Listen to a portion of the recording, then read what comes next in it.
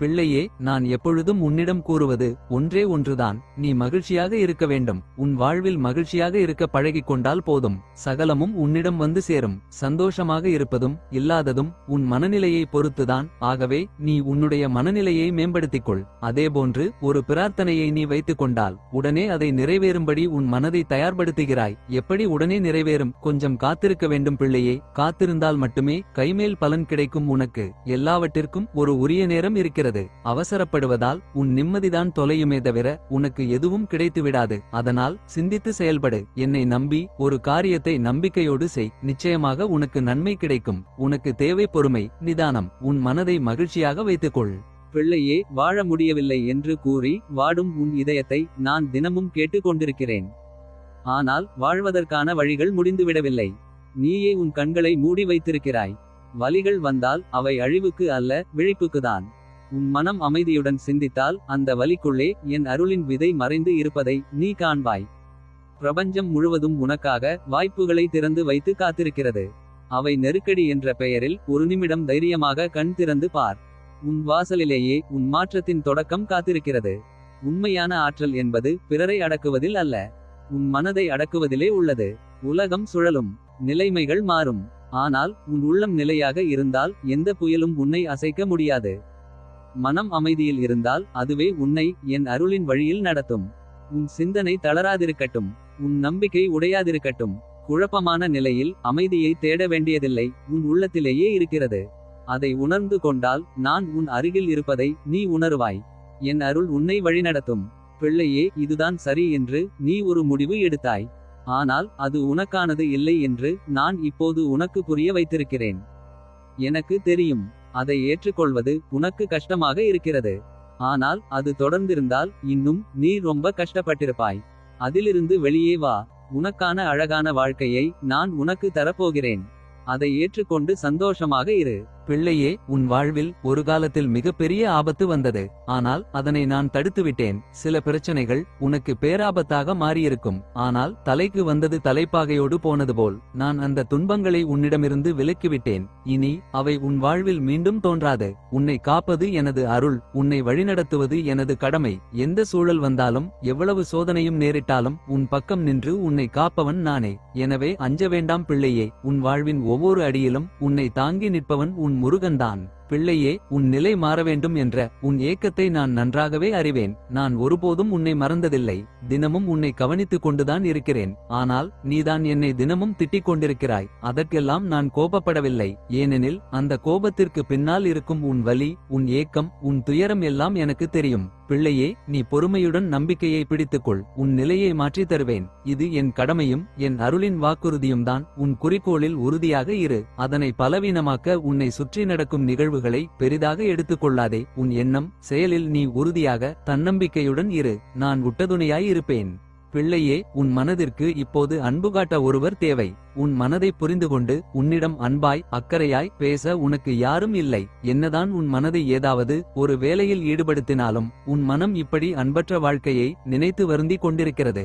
உன் மனதை உன்னை சுற்றி உள்ளவர்கள் புரிந்து கொள்ள நான் உனக்கு உதவி செய்வேன். நீ உன் வேதனையை என்னிடம் சொல்லி புலம்புகிறாய். நான் பார்த்து கொள்கிறேன். நான் நிச்சயமாக அனைத்தையும் மாற்றித் தருகிறேன். உன் மனப்பாரங்கள் குறைந்து மகிழ்வாய். உன் தாய் நீ தனியாக இருக்க 10 மாதம் கருவறையிலேயே பயிற்சி அளித்து விட்டாள். இங்கு உன்னை யார் விட்டு சென்றால் உனக்கு என்ன? தனிமையை விரும்பு. நாளை என்பதை பயத்தோடு பார்ப்பதை விட்டு என் மீது கொண்ட நம்பிக்கையோடு பார்க்க பழகிவிட்டால் நிம்மதி என்னும் வெகுமதி நிறையவே கிடைக்கும். என் அருளாசிகளுடன் இனி இனிமையாக வாழ்வாய். பிள்ளையே, உன் வாழ்வில் நிகழ்பவை நிகழ்ந்தவை இனி உன் வாழ்வில் நிகழும் அனைத்து செயல்களுக்கும் நானே பொறுப்பாவேன். முழுமையான பரிபூரண சரணடைதலுடன் என்னிடம் உன் பாரத்தை செலுத்திவிட்டு உன் கடமைகளில் மட்டும் கவனம் கொள். நீ கனவிலும் நினைக்காத வாழ்வினை உன் முருகன் நான் உனக்கு அமைத்து தருவேன்.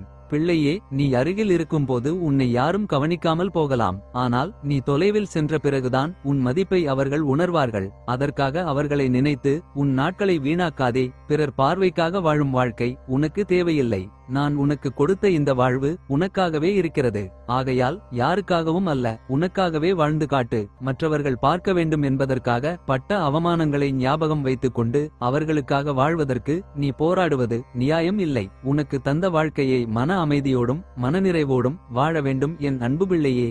பிள்ளையே, உன் மனதில் கவலைகளை சுமந்து கொண்டு என்னை மறந்து நிற்காதே. நீ கவலைகளை மட்டும் நினைத்துக் கொண்டால் அது மலை போல் பெருகி உன்னை அழுத்திவிடும். ஆனால் அந்த கவலைகளை விட்டு என்னையே நினைத்தால் உன் மனம் இலகுவாகி அந்த கவலைகள் பனி போல் உருகி மறைந்துவிடும். உன் வாழ்வின் ஒவ்வொரு சுமையையும் என் பாதத்தில் வைத்துவிடு. நான் உன்னை தாங்கி வழிநடத்துவேன். நினைவில் கொள், சூழ்நிலை எப்போது வேண்டுமானாலும் மாறலாம். ஆகையால் உன் கவலைகளை விடு. உன் வாழ்க்கை அதிர்ஷ்டம் நிறைந்ததாக இந்த நொடி கூட மாறலாம். ஆகையால் உன் மனதை தயாராக வைத்திரு.